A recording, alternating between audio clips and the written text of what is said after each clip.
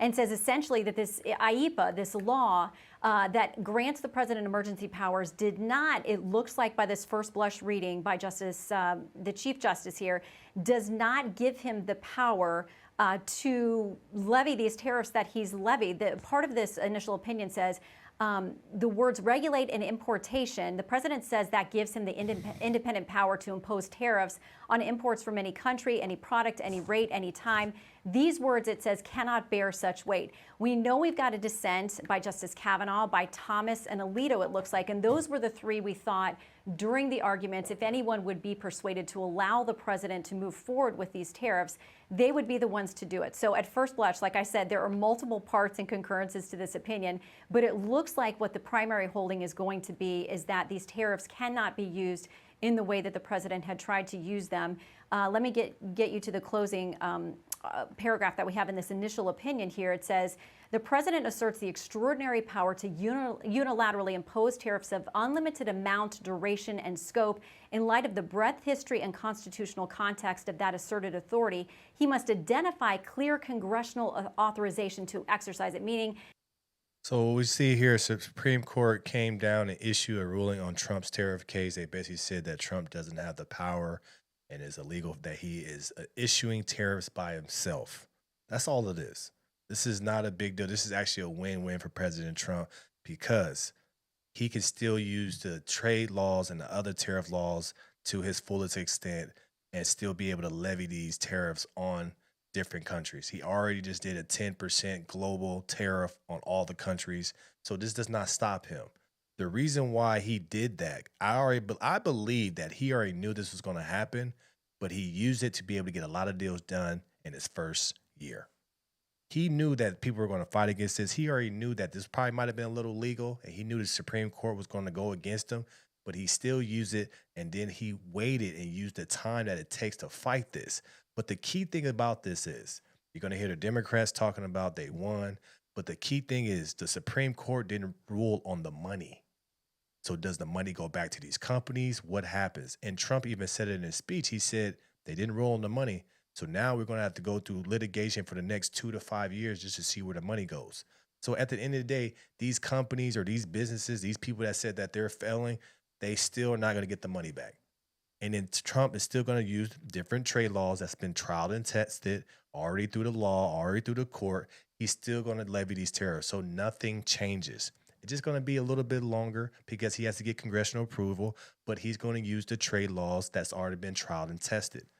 So you're going to hear the Democrats say, oh, we won. He's a bad person. He needs to give that money back. You see Governor Pritzker coming from Illinois selling the federal building or sending the White House a bill for $8.7 billion.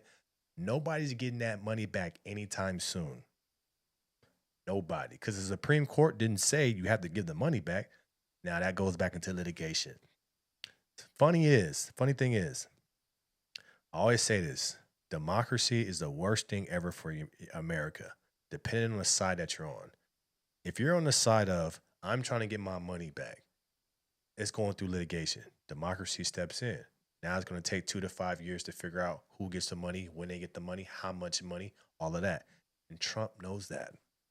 The reason why I say this is a win-win for Trump is this.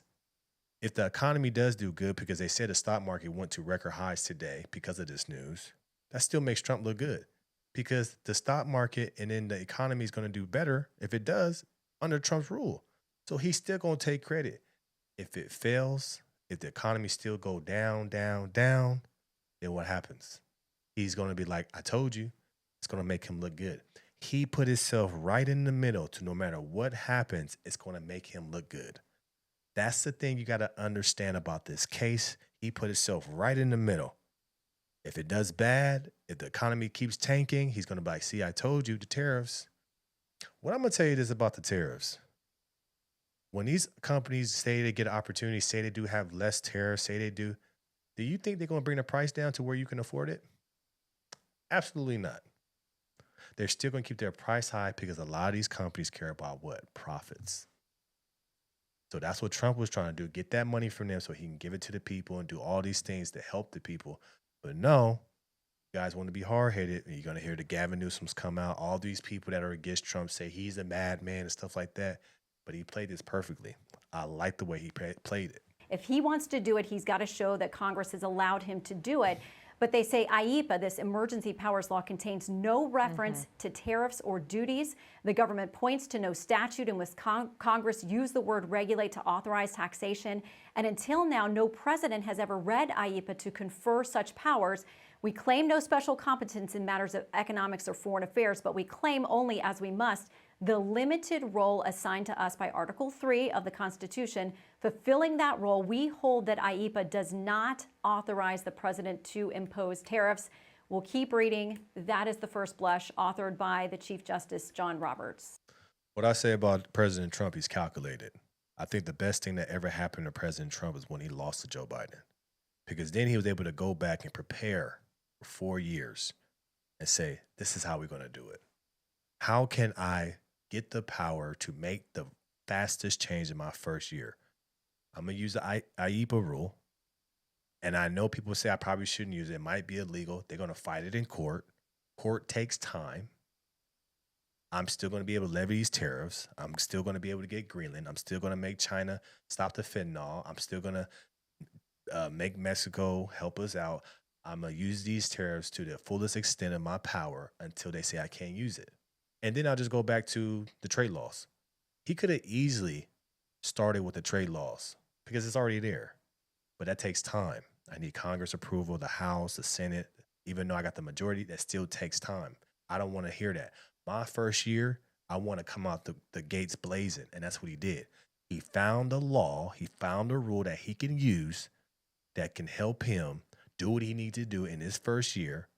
And I believe they've already had this plan that, okay, we can use it for this long. And then what's going to happen is they're going to fight it. Then we're going to take this to the Supreme Court. Time. Supreme Court, all this stuff takes time. That's the problem with America. The reason why we're behind is because we have democracy. I hate to say it. We have to wait for approval from the House, then the Senate, then the President, then the Supreme Court. It all goes up and down. So they use that to their advantage. They already knew this wasn't going to. They already knew that they weren't going to be able to use this for their whole term, but they used it for their first year. Genius. Genius. The best thing that ever happened to President Trump was him losing to Joe Biden, because then he was able to sit down and come up with a play. This is brilliant. A lot of people will be celebrating and say, yes, we beat him. He's a bad man. He already knew this was going to happen for 4 years. He just needed this for his first year, because you see how he came out the gates blazing, using tariffs. Okay, China, you don't want to do this? 200%, 300%. He was using it, executive, IEPA this, IEPA that. He was just using it because he knew, I'm on borrowed time. I know I'm going to have this for about a year. I got to make the best out of this first year. That's why his first year was so powerful. That's the reason why people agreed to deals quickly. It's because of the tariffs. You got to pay attention to politics, man. It's not what you see on TV. You can't listen to a lot of these Democrats, a lot of these people saying this and that. You got to look behind. He just levied another tariff, 10% on the whole globe. So, and that's within the trade laws. So you're thinking, why didn't he just do that in the first place? Because he didn't want to go through nobody. He wanted just to come out the gate blazing and do whatever he wanted to do for that first year and set the tone. That's why you got to pay attention and stop believing and stop looking at people's emotions and look at how he did it. Let me know your thoughts about this in the comments below. Like, share, and subscribe to the channel. As always, we keep it sticking rock, keep it going. I appreciate you guys rocking with me. Tap into the Patreon. Link is in the description below. Also, what we have here, we have the No Filter Morning Show, 10:21 a.m. Pacific Standard Time, Monday through Friday. Tap in, check in. I appreciate you guys rolling with me, and I'm out.